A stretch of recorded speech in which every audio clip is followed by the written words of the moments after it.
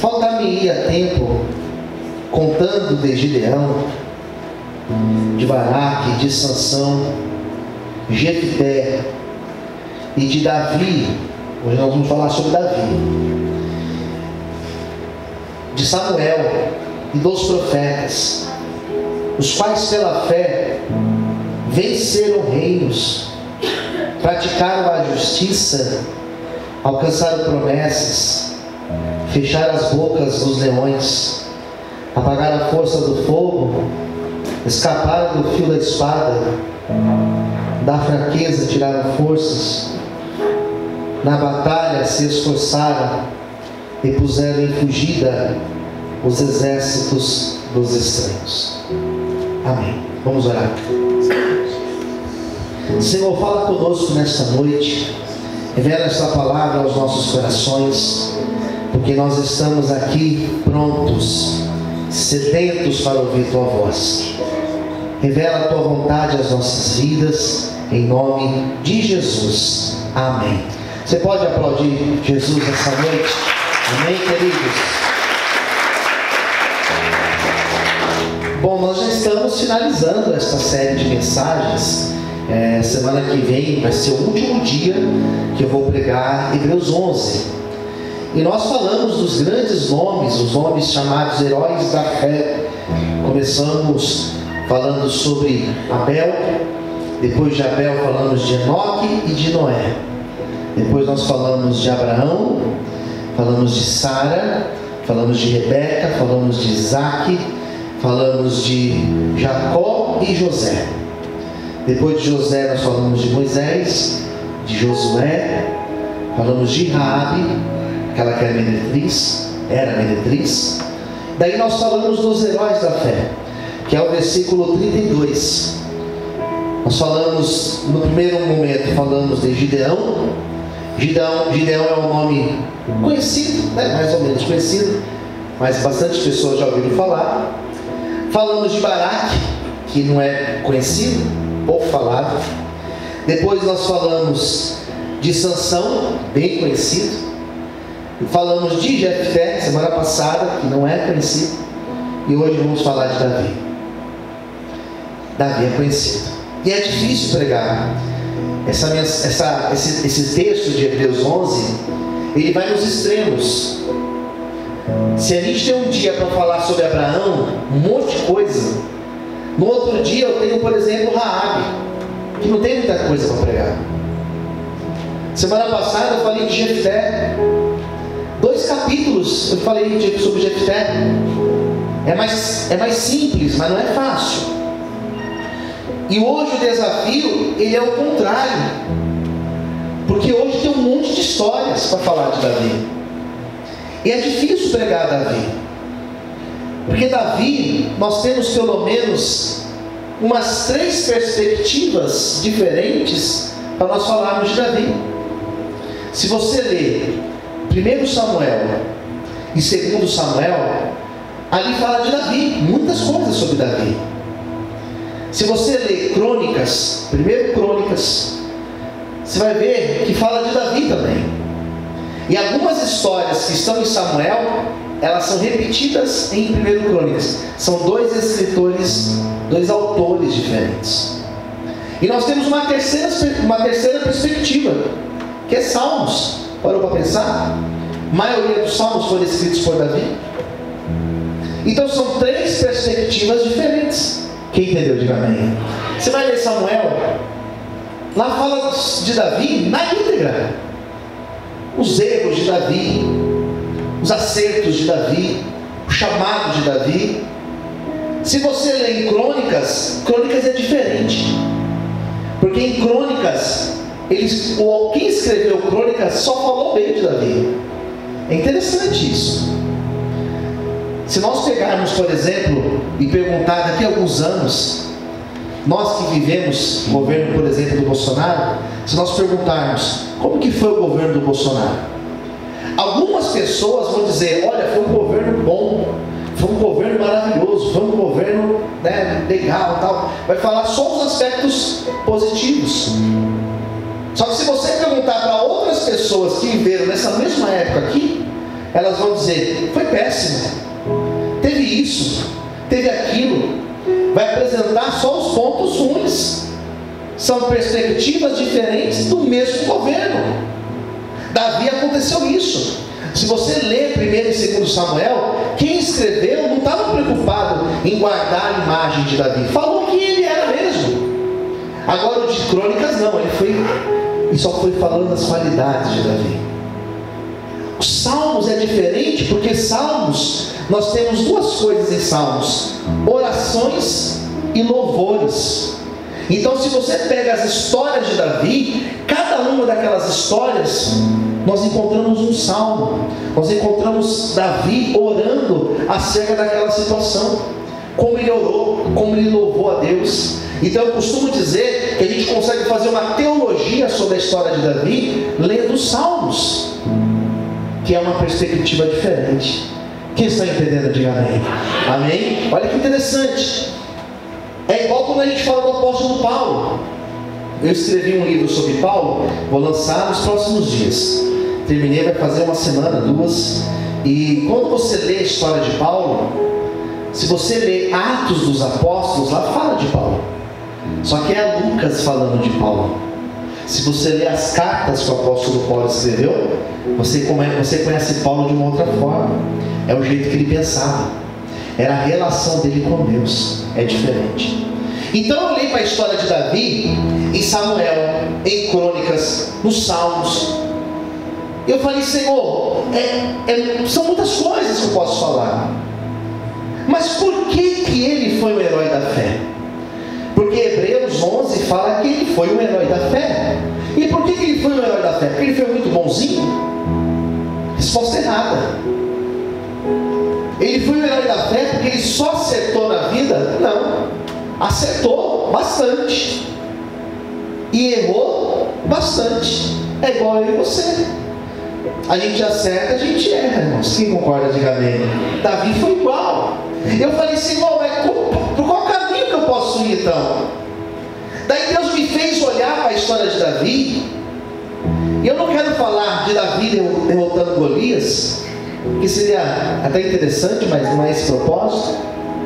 Não quero falar de Davi na caverna de Adulão, aquele livro que eu escrevi ali, que eu falo sobre isso. Não é esse tema de hoje. Não quero falar das vitórias de Davi quando ele venceu os filisteus.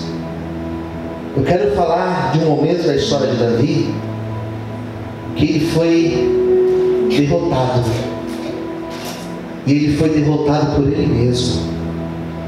Você sabia que nós somos o maior inimigo nosso, irmãos? Você sabia que ninguém pode impedir a obra de Deus na tua vida, a não ser você mesmo? Quem sabia disso, diga amém. Nós somos o nosso maior gigante. E Davi cometeu um erro no momento da sua vida, que ele não podia errar. Davi, quando ele comete esse erro grave, não que tenham pecados maiores do que outros, mas ele comete um erro muito grave. Davi cometeu esse erro quando ele já era velho, já era maduro, já era rico, já era rei, já tinha vivido várias experiências com Deus. Alguns erros que eu cometi na minha vida quando eu tinha 18 anos de idade, eu não posso errar novamente, irmãos, porque eu já não sou mais adolescente. Alguns erros que eu cometi quando eu tinha 20 anos, eu não posso cometer mais hoje, porque hoje eu tenho uma outra maturidade. Davi, quando ele comete esse erro, ele já era maduro. Diz a Bíblia que ele estava um dia na sua casa, no seu palácio, que Davi morava num palácio. Diz a Bíblia, queridos, que ele estava naquele momento em casa, e o seu exército estava acampado para enfrentar um exército inimigo. E Davi, naquela ocasião, tem coisas que acontecem na nossa vida que a gente percebe que é de um propósito, não é possível. Naquela ocasião ele não foi, e pelo fato dele não ter ido, aconteceu tudo o que aconteceu. É incrível isso. Tem dias que a gente não faz tal coisa, ou faz tal coisa, e parece que a nossa vida dá uma mudada. Quem concorda, diga amém. Ele não foi para a guerra, estava em casa. E atrás da sua casa passava um rio. E naquele rio, antigamente as mulheres lavavam as roupas, faziam a lavagem da roupa, não era no tanque, era no rio. Minha mãe já lavou roupa no rio, ela conta isso. Então as mulheres lavavam as roupas no rio. As mulheres pegavam água e levavam para casa. Era a mulher que fazia isso. Quando você vê Jesus conversando com a mulher samaritana, João capítulo 4, ela não estava buscando água, porque eram as mulheres que faziam isso. Tomavam banho no rio. E naquele dia, quando Davi abriu a janela, tinha uma mulher lá, queridos, que era uma mulher bonita, uma mulher chamada Betseba. E o problema não é você olhar para a mulher ou para o homem, né, no caso das irmãs, olhar e admirar, achar bonito. Isso não é o problema maior. O problema maior é quando você olha e aquilo chama a sua atenção. Vocês estão entendendo o que eu estou falando? Chamou a atenção de Davi. E quando chama a atenção, percebe que o pecado ele segue uma sequência na nossa vida. Primeira coisa, ele chama a atenção. Depois que ele chama a atenção, ele coloca aqui dentro do nosso coração o interesse. Depois que a pessoa já está interessada, o diabo começa a colocar no nosso coração o desejo. Atenção, interesse, depois vem o desejo. E depois do desejo vem a consumação. Depois do desejo nós agimos. Atenção, interesse, desejo e ação. Quem entendeu, diga amém. Diga comigo: atenção, desejo, interesse e ação. E vem ação. E diz a Bíblia que ele olhou para aquela mulher, achou muito bonita, interesse, desejo, daí veio a ação. Ele chegou para alguém e perguntou: vem cá, aquela mulher ali, não lembro dela, como que aquela mulher se chama? E alguém falou: Davi, aquela mulher ali é a mulher de Urias, ela se chama Betseba, ela é casada. E Urias era amigo de Davi. Quem está entendendo, diga amém. Ih, pastor, que babado. É, irmão, babado. Era a mulher de Urias. E Urias era comandante do exército de Davi. E Davi não ficou contente com aquilo, porque ele já estava envolvido com a situação. O diabo às vezes ele tem envolvido pessoas em situações, e a pessoa acha que consegue voltar e não consegue voltar, se enrola toda. Davi, queridos, olhou para aquela mulher, sentiu uma atração, desejo, interesse, ele teve a atitude. O que a Bíblia fala? Que ele comete adultério com ela. Ele passa um período com ela, enquanto seu marido estava em guerra, ele passa um período com aquela mulher. E daqui a pouco a mulher chega para ele e fala assim: Davi, estou grávida, engravidei, e não tem como eu chegar para o meu marido e falar que o filho é dele, porque ele vai falar: peraí, como você engravidou? Estava na guerra? Que conversa é essa? O que é isso? Como assim? Você está grávida e eu estava na guerra? Quem que é o pai? Então quando ela passa esse problema para Davi, Davi cometeu um erro muito sério, que nós cometemos às vezes, que é tentar consertar um erro cometendo outro erro. Erro se conserta com acerto. Se você, para consertar um erro, vai ter que cometer um segundo erro, você vai ter 2 erros na tua fatura. Se você, para consertar um erro, vai ter que mentir, vai ter que atropelar não sei quem, vai ter que fazer um monte de coisas que não são de Deus, você vai ter mais um problema na tua vida. E Davi falou: eu sei a solução, vou matar Urias. Daí quando ele morrer, eu assumo você como viúva, e na verdade vai ficar até bonito para mim assumir você como mulher viúva. Ele já era casado, mas ele podia fazer isso. Então diz a Bíblia que ele chama um outro comandante e fala: eu quero que vocês vão para a peleja, para a guerra, e quando vocês forem, coloca Urias lá na frente. E quando o confronto apertar, quando começar a pegar fogo o negócio, recua todo o exército e deixa Urias lá na frente sozinho. Olha que covardia. E ele fez exatamente isso. E como já era esperado, teve a guerra, teve o conflito. E sabe, Urias, ele morre na guerra. E a notícia chega para Davi: perdemos um soldado, Urias morreu. Davi falou: pronto, já resolvi o meu problema. Só que nada passa em oculto aos olhos de Deus. Tudo tem uma fatura, irmãos. Você vai gastar, depois vai chegar a fatura na tua casa. Não é assim o cartão? Você vai lá e gasta, né? Eu mereço. Vai, passa o cartão. A vida é uma só. Não sei se eu morrer amanhã. E amanhã está vivo, né? E está lá pronto, né? Está lá as compras pela internet. A irmã Marli falou que é viciada nas compras, né, Diego? É da Shein. Foi o diabo, não foi o diabo, foi a Shein. Está até vermelha, Maria. É a luz, está bem debaixo da luz. Não é assim?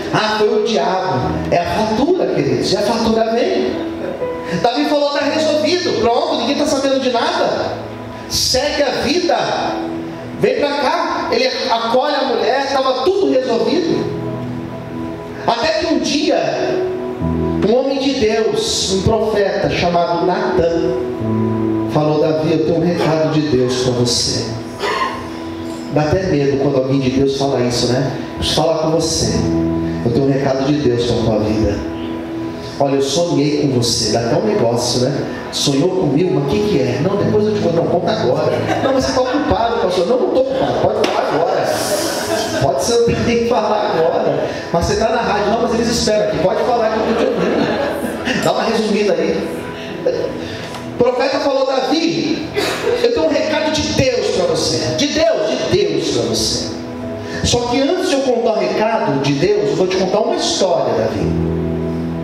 Natan falou: senta aí, Davi. E Natan começou a contar uma história para ele. Natan falou assim: Davi, sabe o que aconteceu? Tem um homem muito rico, muito rico. Ele resolveu dar uma festa na casa dele. Chamou um monte de convidados.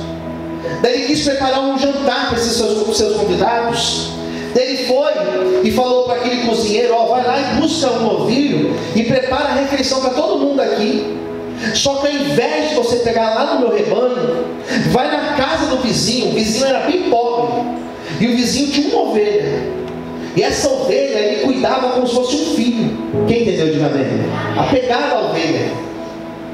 Daí ele foi lá e falou assim: vai lá no vizinho, pega aquela ovelhinha dele e prepara a refeição. E quando Natan conta essa história para Davi, Davi falou: quem fez isso? Quem foi esse covarde que fez isso? Me diga quem é essa pessoa, porque ela é digna de morte. Vou matar essa pessoa, vou mandar matar essa pessoa. Quem ele pensa que é? E Natan falou: Davi, foi você que fez isso. No dia que você olhou